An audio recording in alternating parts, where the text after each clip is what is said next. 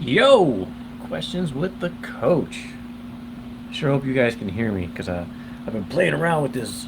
It's actually just pliers. It's nothing bad. Been having a lot of trouble with my mics lately, and people are tuning in. I got my fan base is just huge, and I don't want to let anyone down, obviously, but I've been having trouble with my microphone lately. So if you're not hearing me properly, just drop me a line so I can understand what the issue is. It is 2:03. I try to do these 2 o'clock every Friday. They usually last for about 20 minutes. I'm going to give a couple minutes for the opportunity for all of my fans right now to kind of start filtering in. But until they do, I'm just going to yammer on for a couple minutes and then wait for your questions. And when you don't ask any, because nobody ever does, I'm going to tackle two important topics today. One, near and dear to my heart, kettlebells. I became a fan not too long ago of the kettlebells. When I say not too long ago, I did a certification about 5 or 6 years ago, and I've just been using them ever since. I love them. There's a reason I love them, and I will get into those specifics in a handful of minutes. And then also the fat burning myth, the whole fat burning zone, heart rate training, stuff like that. I'll talk about incorporating some of that into your routine. Oh, gonna check my phone, make sure you guys can hear me. Andy Drude is in the house. Welcome. Go Maroons. How you doing, Andy? Good to see you, buddy. You got any questions, Andy? Like, it can be dumb. It doesn't have to be fitness related for now. Don't be getting all weird on me now, okay? Like, try to keep it somewhat healthy. You know what? Make it fitness related, man. Make my life a little bit easier. So, a couple minutes, we'll get started. Yes. Good. People can hear me. Living the dream, Andy. That's what I'm doing right now. Living the dream. Trying to capitalize on the Coach Potts name, the one my dad started, and now I'm just kind of riding the wave in. He says, "What's up, Coach?" That's a good question. I won't be coaching this season. I coached last season at Lane Tech. I did coach 2013, I think it was, and 2012, University of Chicago. Before that, a couple years at Walter Payton College Prep. And then I've been doing a CrossFit ever since, and they refer to all the people who train in CrossFit boxes as coach. So I do feel like I've earned the title coach. But my feelings on intermittent fasting, that's a great question. I do believe it has a time and place. I also think that right now it's the hot thing. So is it going to be the thing we're talking about in 20 minutes? Or 20 years? I don't know. Here's the thing about intermittent fasting. You can have highs and low days. You can do like a 5-2 method where you're relatively low calories for 5 days and then relatively higher calories on 2 days. You can eat in an 8-hour window. So if you don't decide to have your first meal until 10 o'clock, you can eat all the way up until 6 p.m. You can make that window even smaller. So like a 6-hour window, anything less than that, and you're kind of starving yourself. But the thing about intermittent fasting is your body is in a continual state of repair. If you do not put food into it, it does not have to start the digestive process. Excuse me, why am I so tongue-tied today? The digestive process takes a huge toll on the body in terms of acquiring resources in order to be able to process food. But since it's not doing that, it allows the body to continue the restorative process, the growing more hair, growing your nails out, filtering out the bad stuff, all that type of thing. That's the idea behind intermittent fasting, is to let's take some of the energy that's used on the digestive process, and then since we don't have the food in the body, let's use that energy toward the restorative process. So just by that common sense approach, I feel like intermittent fasting, you'd have to be a fool not to say that it definitely does have some merit. Now, is intermittent fasting the best way to lose weight? That is very arguable, and that's why I think most people, their goals aren't necessarily to grow their hair back or to do whatever the restorative process is. Their goals are to lose weight, and so that's all about calories earned versus calories burned. And it used to be 6 small meals. That was the big thing. Now it seems to be 1 big meal. I feel like that's going to continue to get played with for a long time. It used to just be breakfast, lunch, and dinner, and then it was, breakfast, lunch, and like a smaller meal and a couple snacks throughout the day. So at that point, you're talking about partitioning calories, which is exactly what intermittent fasting is. It's the partitioning of calories. It's like, are we going to take, just for a ballpark number, are we going to take those 2,000 calories and split it up over, 300 calorie meals 6.5 times a day, or are we going to take those 2,000 calories and shove them into a 6 to 8 hour window, or are we going to take those 2,000 calories an average amount over the course of a week? You know, you're going to lose weight either way as long as you're burning more calories than you consume. But in terms of the actual restorative process, I think intermittent fasting is great. I also feel like, you know, if you're doing some sort of, I don't want to say like Shaolin monk type thing, but if you're trying to like get in touch with your body and rediscover actually what hunger is, fasting is a good way to do it. I mean, they've been doing it during religious practices for a long time, and you really don't understand what it means to be hungry until you've kind of starved yourself for at least a little while. You'll find that you know, if you don't have a meal for 4 or 5 hours, you start to get that grumbling feeling in your stomach, you get irritable and stuff like that. But the longer you wait, that feeling just kind of goes away. And after that, you kind of have this low energy buzz where you're not really hungry, but you know you should probably eat, but you try not to eat because you're fasting. And it's this mental game that you kind of play with yourself. So intermittent fasting, not bad. Depends on what your goals are. Is Trump a better swimmer than Evan Herman? That's a good question, Will. And I would say that I know desk chairs and desk tables that float better than Evan Herman. I know Volkswagens, they could throw them in Lake Michigan and they would have a better chance crossing, you know, the lake from like let's say the shoreline of Chicago to Gary than Evan Herman.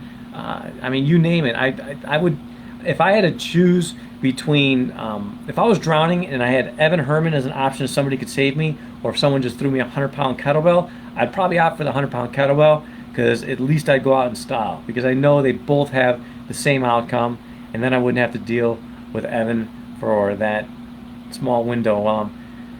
You understand what I'm saying. The Steamboat. You don't acquire a name Steamboat because you're like a dolphin in the water. We used to call him the Steamboat because when he swam, he used to slap the water and it would just shoot up in the air.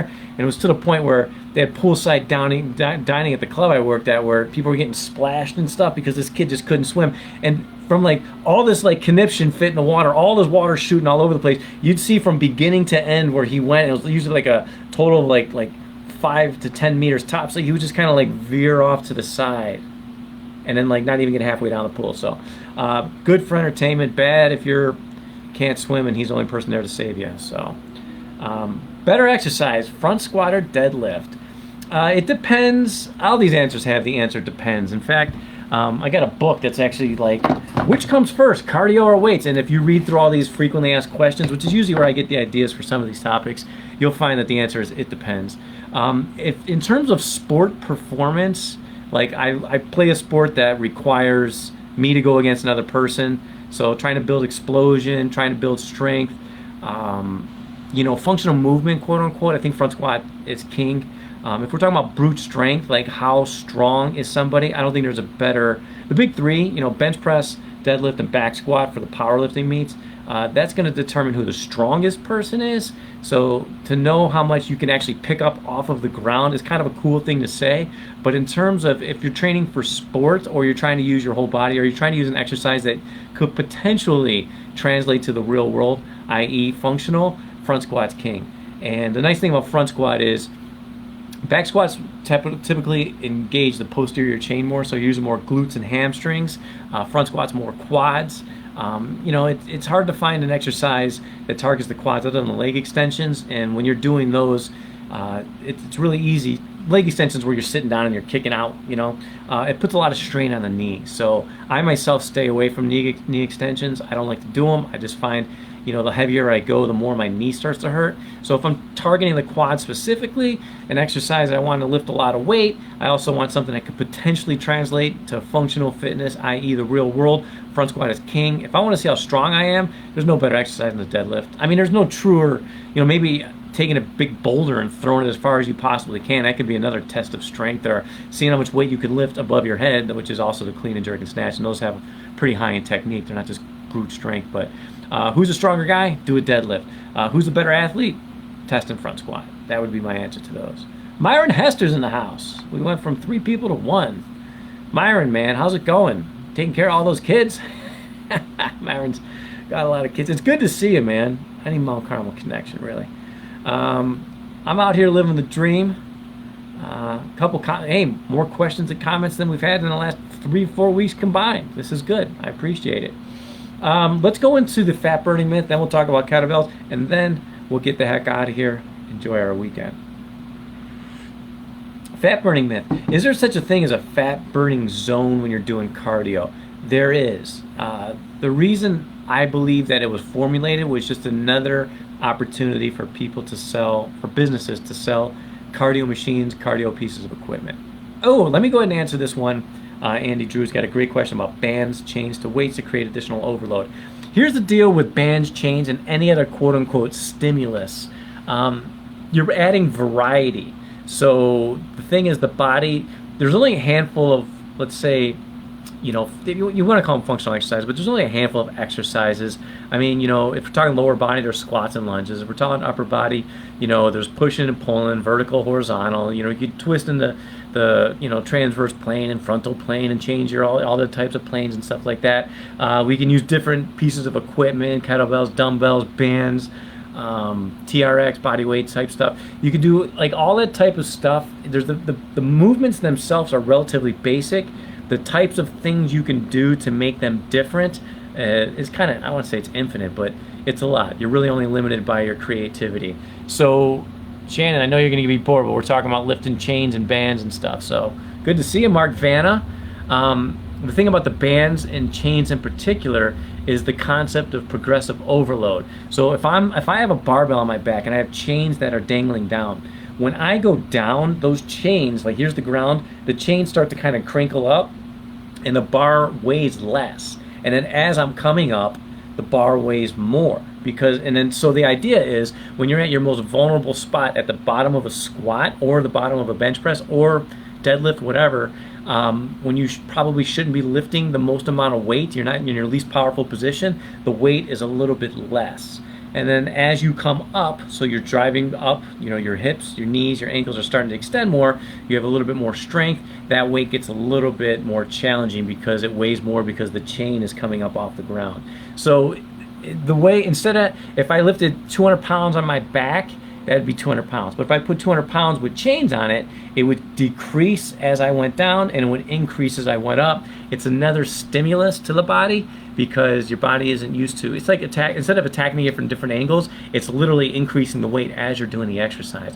The same theory with bands. Now that's if it's from a fixed point and you're making it and you're going farther away from the fixed point. If you're going closer to the fixed point, obviously it gets easier as you get to your most vulnerable spot and farther and harder as you get farther away. So, the easiest way to describe that would be, let's say I have a band and I'm doing a row, right? I can keep that row the way it's at. As I'm pulling, it gets harder, right? Or as I'm bringing it in, it gets easier. And then I get to switch it around to the same exact thing. And then I work the chest, the shoulder area. So the thing about bands and chains is that they provide a different stimulus. People who only do bands and chains are fools. People who never use them are foolish as well. I think they should be interwoven into a normal program. The thing about the chains and the bands, I think it was a big West Side thing. West Side Barbell out of Columbus, Ohio. I forget the guy's name. Louis Simmons. He was the guy that kind of introduced that stuff, and those guys were just innovative. They were trying to add more pounds to their deadlift, bench press, and back squat because they're going to all these powerlifting meets. And chains ended up being one of those things that kind of took guys that were only lifting X amount of weight and put them over that next level because, it just added more stimulus. So I think you should work them into any program. Bored, yeah, no, this is good stuff. So here we go, fat burning myth. We talk about the fat burning myth because companies wanted to sell more cardio machines, and they found that if your heart rate, just to keep it simple, I think it's actually 65 to 85%, and then below that is the fat burning. It could, sometimes it's 60 to 70% or 60 to 75, I don't know. But let's say anywhere between that like 60% to like 75% was considered to be the fat burning zone. 75 and above that was considered to be your cardio zone. The truth is, if you were in your cardio zone, you were probably burning more fat, but you were also putting it at the expense of possibly burning muscle as fuel as well. So if I'm targeting fat specifically, I could stay at a lower heart rate, and that would allow me to burn primarily using fat as an energy source and not muscle. But the problem is you don't burn as much fat as you would if you were into that cardio zone. What do I mean? Well, if I went on a long, slow jog for like, let's say for an hour, and I burned 200 calories, I don't know, that's it's probably more than that, but nonetheless, let's just say 200 calories. If I stayed at a long, slow jog, somewhere between that 60 to 70, maybe 75% of my max heart rate, I would primarily be burning those 200, 300 calories would come from fat primarily. Now, if I went on the same jog for an hour, but instead of going for a long, slow jog, I went for a long, fast jog, and I was really, really working hard, I wouldn't burn 200, 300 calories. I'd probably burn like 500 calories. And who knows what the number is? I might burn 350, 400 calories of fat, but I'd also potentially be burning like 100 calories or so of muscle. So the idea is, yes, you are primarily burning more fat. Not, I shouldn't say that. Percentage-wise, you're probably burning more fat if you stay in that low, long, steady state cardio, otherwise known as a fat burning zone. But you're not burning more fat. You're not burning more calories. The harder your work is going to allow you to do that. But it really depends. Or of course, there you go. It really depends on what your goals are. But you'll see a lot of bodybuilders don't do anything that has high intensity because they're afraid of burning some muscle. But a lot of people don't have the kind of time to do like a long, steady state cardio, so they want to get it done in a shorter amount of time. That's why HIIT, high intensity interval training, was very popular. It still is very popular. The reason for that is you could burn a lot of calories, you could burn a lot of fat calories, you could do it in a short period of time. The only problem is it kind of sucks because it's high intensity, meaning heart rate is super high. Ooh, we're at 16 minutes already. I have any more questions? Shannon, Mark, you guys got anything? I'm here for you, man. It's question with the coach day, Friday, 2 o'clock usually, unless I'm bored. Then I might do it earlier, or if I'm busy, I might do it a little bit later. But Friday is questions with the coach day. Shannon, ask me something Dave & Buster's related. I think we're ready. Second topic is how to integrate kettlebells. I had mentioned earlier today talking about bands and chains, stuff you can add onto your. You can lift the bands and chains however you want. You can add them to a barbell. You can, step on them and put your hand through the band and use it with a dumbbell. I mean, you could just, like I said, man, you're only limited by your creativity. But kettlebells are just another opportunity to help you get closer to your goal. Now, when the first certification I did was when I worked at Crunch. That was probably 2008, 2009. And the guy was really good, but he flat out said, he's like, listen, if you want to get big, sexy muscles and stuff like that, you probably use dumbbells, you probably use barbells, you probably do a lot of body weight exercises. You wouldn't primarily use kettlebells. If you're looking for variety, something to add to your routine, or if you want to train specifically the sport of kettlebells, then you have to use kettlebells. So kettlebells became popular when this guy Pavel, I don't know how to say his last name, or maybe that is his last name, he's Russian, came over here, sold a bunch of kettlebells, sold a bunch of certifications, about a $2,000 RKC Russian kettlebell certification. $2,000, it was like a weekend boot camp where he just beat the hell out of you, and you could say you're RKC qualified, and I kind of command a lot of respect for a long time now. I'm probably not as popular because nobody really cares about kettlebells as much as they did when they first came over, but that's a topic for another time. What I did was the IKSFA, which is International Kettlebell Sport Federation or something like that. I don't know. The kettlebells are actually a sport. So it's 3 events: the push jerk, the long cycle, which is the clean and jerk, and the snatch. And you do those for 10 minutes, each exercise, not back to back, but essentially each one 10 minutes, however many reps you get is your score. That's a sport of kettlebells. And it's a rough sport. If you could go more than a couple minutes doing those exercises repeatedly, it's pretty impressive. And it takes a while to build up to 10 minutes, and it takes a while to get 10 minutes heavy, and it takes a while to get a good score. I mean, we're talking about years.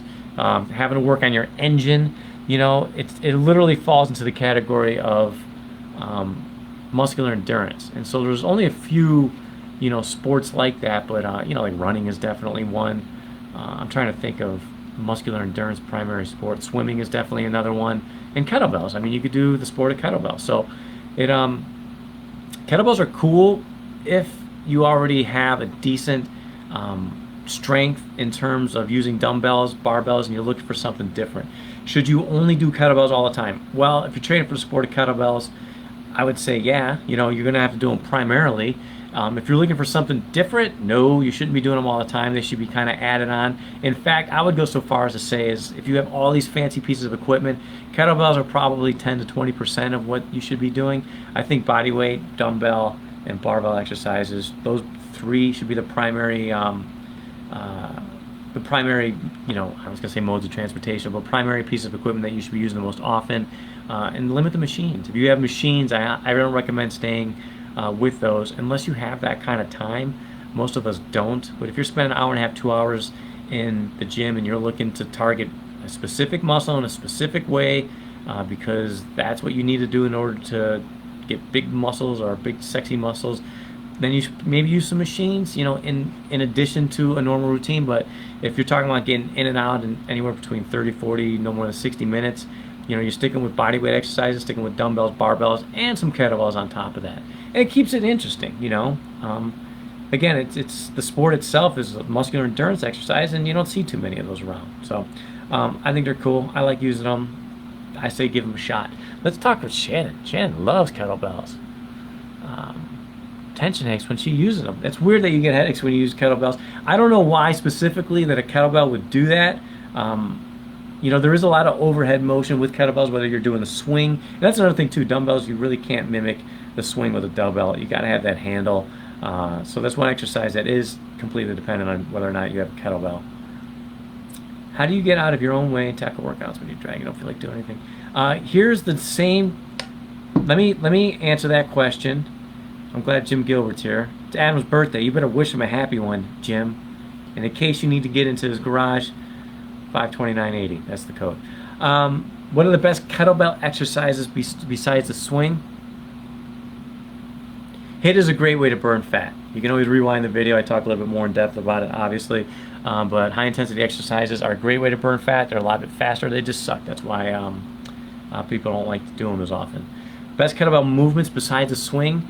Obviously, I like the push jerk, because you're hitting the shoulders from a different area. So if normally when you're doing push jerk with a barbell, your hands are pointed outward. This allows you to do this and kind of use that motion, getting that head through. I think the push jerks are phenomenal exercises because it's a ground generating a power type exercise. The swing, there's an exercise called a long cycle, which is the kettlebell version of a clean and jerk. If you do 2 kettlebells at the same time, so swing up to here, push overhead, and you do those for time, I think that's a phenomenal exercise to get in great shape. I think 2 exercises that you're not going to be able to do. The Turkish get up with a kettlebell I think is a little bit easier because the weight sits back here and you can kind of insert the hand. You don't have to worry about gripping like a dumbbell, let's say. So I like Turkish kettlebell or Turkish get-ups with the kettlebells. And then I also like, there's an exercise called the windmill where you stand there and you're twisting outward and you're trying to touch the ground with the kettlebells above your head. Again, it's a little bit easier to maneuver with the kettlebell as opposed to a dumbbell. You could do that exercise with a dumbbell, but the kettlebell windmill is obviously good. The swing is a given, obviously. I like long cycle, which is the kettlebell version of a clean and jerk, and then also Turkish get up. But they say Turkish get up is the one exercise that you should work. It's not one of those exercises I go goo goo and gaga over, man. I kind of work it into my exercise if I need to, but it's not something that I sit there and go, can't wait to do Turkish kettlebells today. And if you're wondering, are there exercises where I can't wait to do them today? There are. I'm a big fan of the Olympic lifts these days. So snatch is I don't know. It grew on me. I used to love power cleans in particular, but snatch kind of grew on me. So I like the power clean and snatch. I think those are good exercises.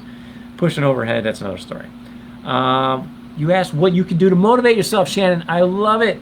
What you could do is start with a big old jug of coffee like this, all right? Drink it all, maybe go make another cup, drink that as well. Take some C4 or some Jack 3D or Ultimate Orange, some supplement you get from GNC, man. Just I know it says 1 scoop, put like 3 scoops in there and then just slam it as fast as you can. You'll be sky high, you'll be bouncing off the walls. You'll probably get another headache because of the caffeine overload, and who knows, you might end up in the hospital.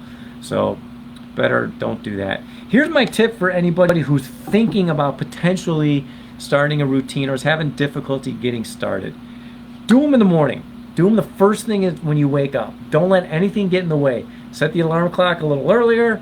Have your clothes set out the night before. Have the routine already written out, ready to go, just so you know what you're doing. There's no mystery. But what you don't want to do is let the day drag on and then let one thing after another be a distraction, and before you know it, you're like, I'll just start tomorrow. So the best way is to just get it out of the way first thing in the morning. What I've been doing is teaching classes at 6:30 Tuesday through Friday. We get anywhere between 5 and 10 people to join. They're always there. They're in the Zoom room, the chat room, whatever, waiting for me. If I'm a little late, usually I'm a little early, so I'm the first one there. But just having somebody to like kind of hold me accountable and I hold them accountable as well is huge. Doing that workout first thing in the morning is huge as well, because as the day drags on, it's Friday, I was supposed to go for a run today. I might go for a run tomorrow. I play those games myself. So, don't let the day get in the way. Do your day, do your workout first thing in the morning or as early as you possibly can.